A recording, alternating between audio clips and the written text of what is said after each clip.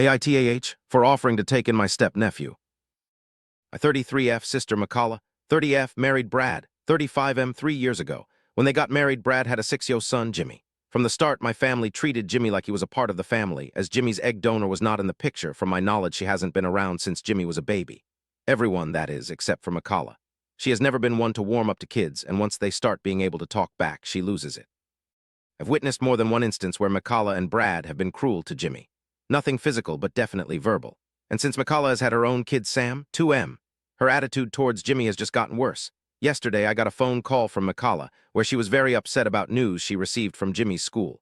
Apparently, Jimmy had made a statement at school about how he is being treated at home, and it triggered a CPS call. McCalla was cussing out Jimmy, who was in the back seat of the car, and saying if his mother wanted to take him, his $1 would be on the next plane.